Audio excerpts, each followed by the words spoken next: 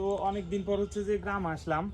আর গ্রামে আসার পর হচ্ছে যে আমি থাকিও মূলত গ্রামে, কিন্তু আরেক বাড়িতে আসছি। তো এই বাড়িতে আসার পর হচ্ছে যে একটু মাংস খাওয়ার আশ হয়েছে, সবাই আছে এখানে।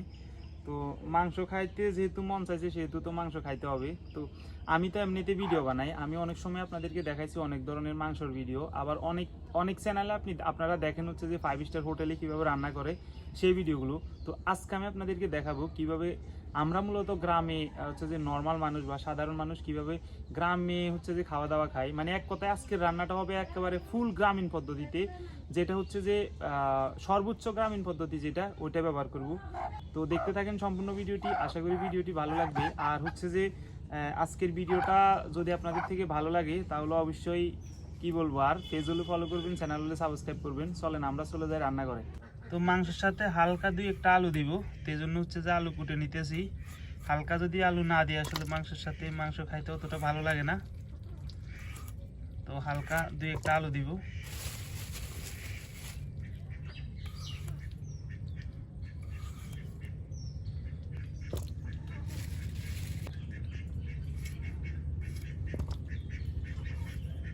তো মাংস কুটার পর হচ্ছে এগুলো, হ্যাঁ। তো কুটা টুটা টোটালি দেখাই নেই, কারণ ইউটিউব ফেসবুকের একটা অ্যালগরিদম আছে, রক্তচাতি এগুলো দেখলে একটু সমস্যা হয়। তো এই জন্য মূলত কুটা কাটি এগুলো দেখাই নেই, সরাসরি কুটার পর দেওয়ার পর মাংস শীত করছি, মানে মাংস দেখাইতেছি। তো দিয়ে দিচ্ছি মাংস পরিমাণ মতো লবণ, যে পরিমাণ লবণ লাগে মাংসে। দিয়ে দিচ্ছি এবার পরিমাণ মতো হলুদের গুঁড়া, আদা বাটা, রসুন বাটা, মশলা বাটা। অবশ্যই একটু মশলার পরিমাণটা একটু বেশি দেওয়ার চেষ্টা করবেন। পেঁয়াজ কুচি,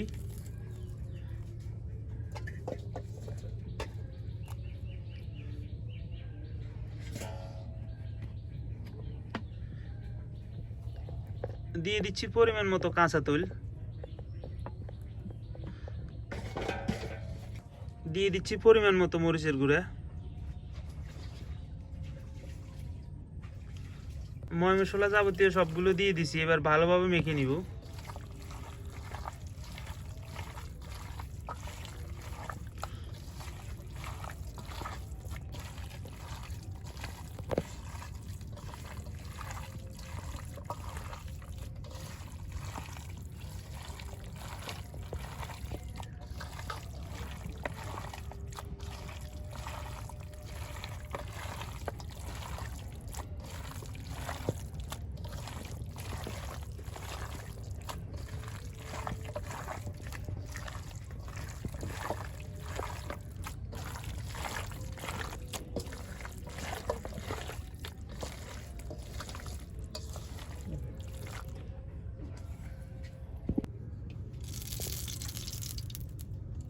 মাংসের জন্য পরিমাণ মতো তেল দিয়ে দিচ্ছি।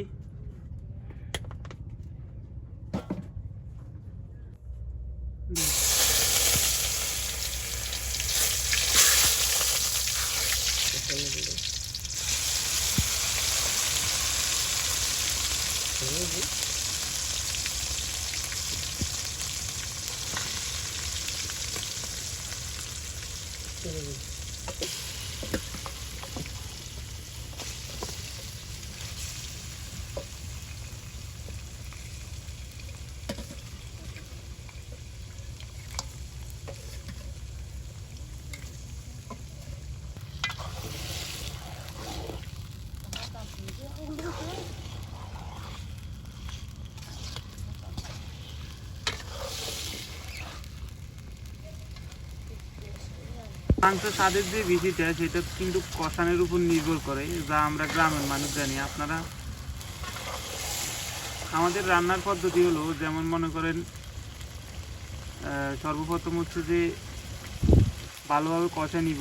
একদম ভালোভাবে কষানোর পরে এরপরে হচ্ছে যে দিয়ে দিব পরিমাণ মতো জল, এবং যদি আলু দেওয়া থাকে আবার আলু হচ্ছে যে মাংস কষে আসলে আলুও দিয়ে দিই।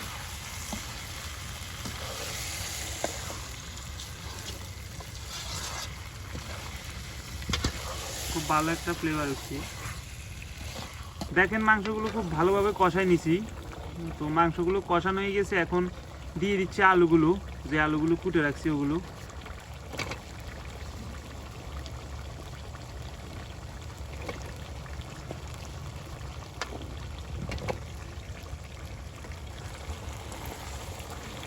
এই যে এখন কিন্তু লাগি যাবার সম্ভাবনা আছে, এখন শুধু লাইট তৈব মাংস।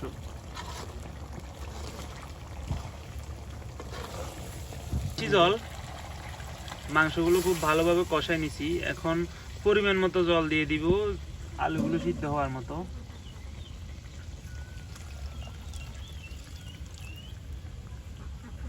এমনিতে সতলানোর পরে মাংস খাওয়া যায়, মানে আমরা এমন ভাবে সতলে রান্না করতেছি।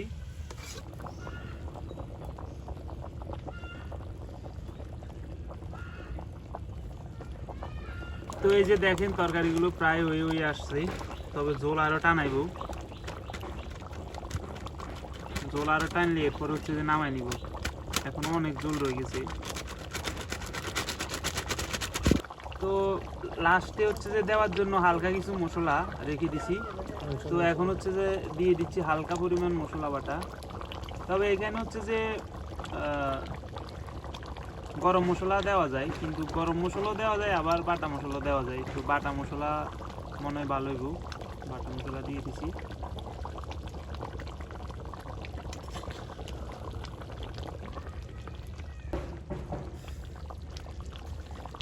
তো এই যে দেখেন তরকারিগুলো হয়ে আসছে, ঝোল একেবারে ঘন ঘন হয়ে আসছে। তো এখন হচ্ছে যে নামাই নিব এগুলো, আর খাইতে কেমন লাগে সেটা খাওয়ার ওখানে আপনাদেরকে বলবো। মুরব্বীদের একটা প্রবাদ আছে, তবে কতটুকু হাসা কতটুকু মিথ্যা জানি না, এক্সট্রা নাকি মাংস খাওয়া ভালো না। তো এই জন্য হচ্ছে যে এই যে মাংস, এদিকে মাংস আছে আর এদিকে হচ্ছে ইচা মাছ আর সকালের তরকারি। তো এগুলো খাই হালকা করি।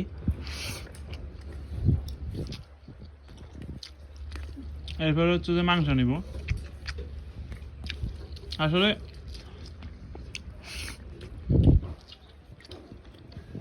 চোখের সামনে যদি মাংস তা অন্য কোনো তরকারি খাইতে মন চায় না, আর অন্য কোনো তরকারি খাইতে মন চায় না, আগে মাংস খাইতে মন চায়।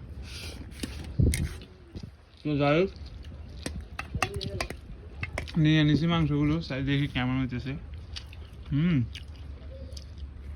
আলুগুলো খুব সুন্দরভাবে ভিজে গেছে,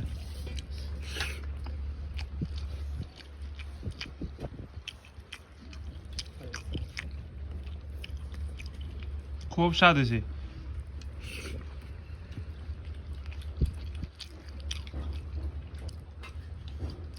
একদম সফট।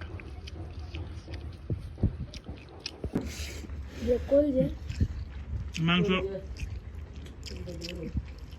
যে ফ্লেভারটা,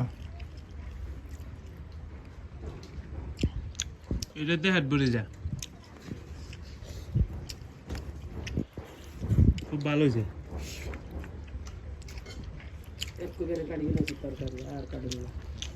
আলুটা একেবারে সিদ্ধ হয়ে গেছে।